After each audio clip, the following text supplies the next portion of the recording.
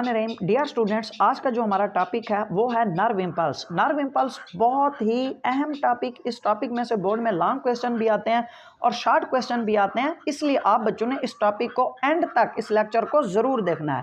And तक देखने के बाद आपके दो लॉन्ग क्वेश्चन जो हैं वो इंशाअल्लाह ताला आपको फ़ौरन याद हो जाएंगे। एक रेस्टिंग मेम्ब्रेन पोटेंशियल याद हो जाएगा और दूसरा एक्शन मेम्ब्रेन पोटेंशियल भी याद हो जाएगा। इसलिए आप बच्चों ने इस टॉपिक को दरमियान में बिल्कुल स्किप नहीं करना। चलें हम अपने आज टॉपिक की तरफ चलते हैं और हमारे टॉपिक का नाम है नर्व इम्पल्स। नर्व इम्पल्स क्या होती है? कहता है वेव ऑफ इलेक्ट्रोकेमिकल चेंजेस। ये इलेक्ट्रोकेमिकल चेंजेस की वेव होती है, एक लहर होती है that travels along the length of neuron. कहता है जो न्यूरॉन के साथ ही ट्रेवल करती है, यानी कि ये एक लहर होती है जो न्यूरॉन के साथ ही ट्रेवल करती है ताकि आगे मैसेज ट्रांसफर कर सके। कहता है जितने भी सेल्स होते हैं उनके पास इलेक्ट्रिकल चार्जेस होते हैं। गौर से देखें बच्चों, कहते हैं जितने भी हमारी बॉडी में सेल होते हैं उनके पास इलेक्ट्रिकल चार्जेस होते हैं। कहता है उन सेल की जो मेम्ब्रेन होती है, जो उन सेल की इनर मेम्ब्रेन साइड होती है बच्चों, वो नेगेटिव होती है और जो आउटर साइड होती है किसी भी मेम्ब्रेन की उन सेल्स की, वो बच्चों पॉजिटिव होती है। अब इस चीज़ को समझें, तमाम सेल के पास इलेक्ट्रिकल चार्जेस होते हैं। जो मेम्ब्रेन की इनर साइड होती है वहाँ पर नेगेटिव चार्ज होता है बच्चों, और जो मेम्ब्रेन की आउटर साइड होती है उसके पास पॉजिटिव चार्ज होता है। अब मेम्ब्रेन पोटेंशियल किसे कहते हैं? कहता है difference in electrical charges across the membrane. कहता है मेम्ब्रेन में जो चार्जेस का फर्क होता है, यानी इनर पर नेगेटिव है और आउटर पर पॉजिटिव है, इस डिफरेंस को हम नाम देते हैं मेम्ब्रेन पोटेंशियल का। कहता है जो अक्सर सेल होते हैं उनका जो इनवर्ड और आउटवर्ड मूवमेंट होती है आयंस की, वो कांस्टेंट होती है। यानी अक्सर सेल की जो अंदर की तरफ मूवमेंट होती है और बाहर की तरफ मूवमेंट कांस्टेंट। इसका मतलब ये है कि जितने आयन अंदर की तरफ अगर दाखिल हो रहे हैं तो उतने आयन बाहर की तरफ भी दाखिल हो रहे हैं। तो इस तरह अक्सर सेल्स में जो होती है आयन की जो कंसंट्रेशन होती है वो कांस्टेंट रहती है।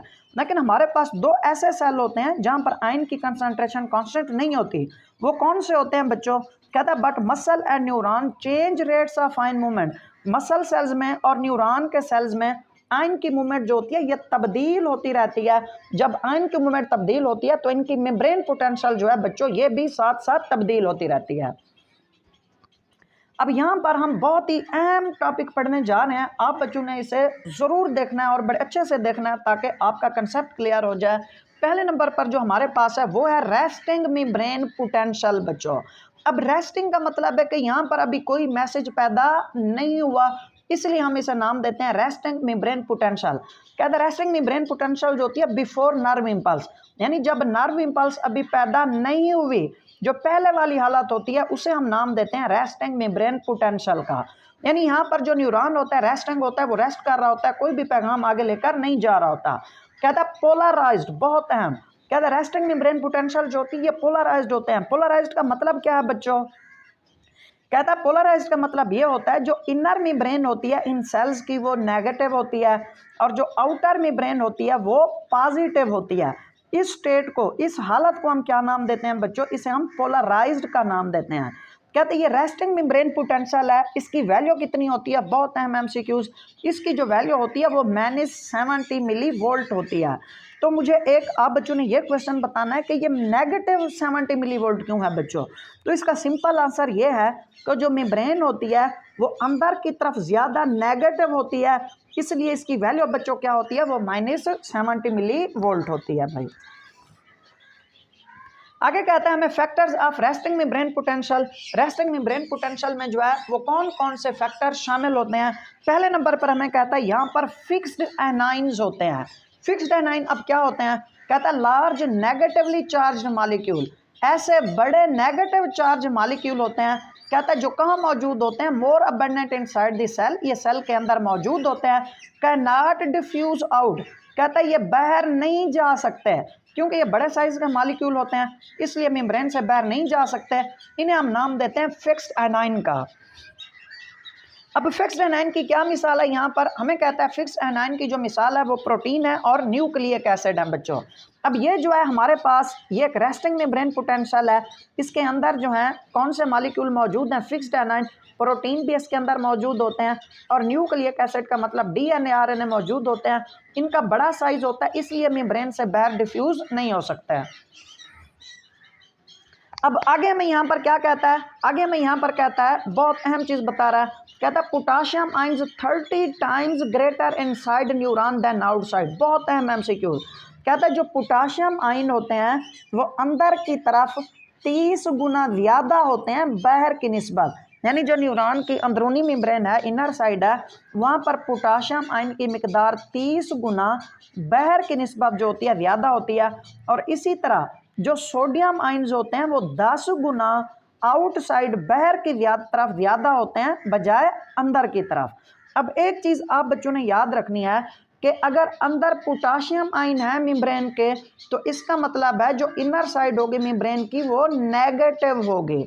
अगर सोडियम आयन बाहर ज़्यादा है तो इसका मतलब है जो बैरूनी साइड होगी मेम्ब्रेन की वो पॉजिटिव होगी। अब रेस्टिंग में ये होता है कि पोटाशियम आयन अंदर की तरफ ज़्यादा होते हैं, इसलिए इनर मेम्ब्रेन जो होती है नेगेटिव होती है, और सोडियम आयन बाहर ज़्यादा होते हैं, इसलिए रेस्टिंग मेम्ब्रेन पोटेंशियल में जो आउटर साइड होती है वो ज़्यादा पॉजिटिव होती है। आगे कहता है, आगे यहाँ पर क्या चीज़ें लगी होती हैं, आगे कहता है यहाँ पर जो है वो मुख्तलिफ सोडियम पोटाशियम पंप लगे होते हैं बच्चों।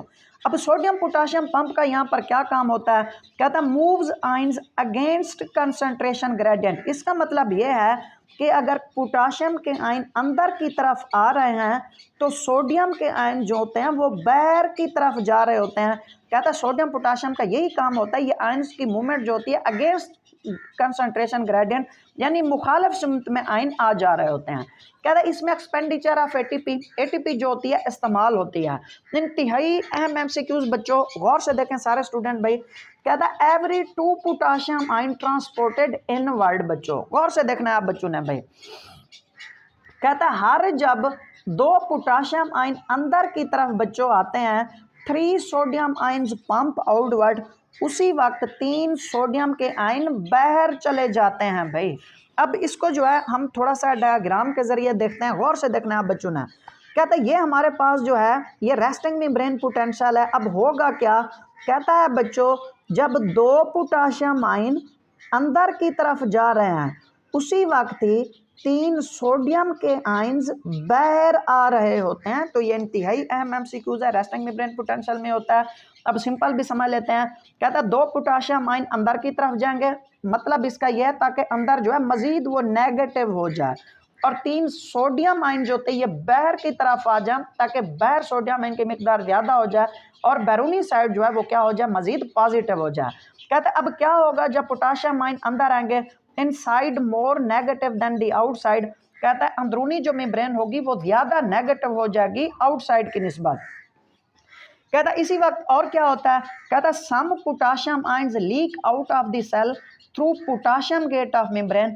कहता है इसी वक्त क्या होता है कि कुछ पोटाशियम आयन जो होते हैं, कहता है वो बाहर लीक हो रहे होते हैं। क्यों लीक हो रहे होते हैं, सोडियम गेट के जरिए लीक हो रहे होते हैं।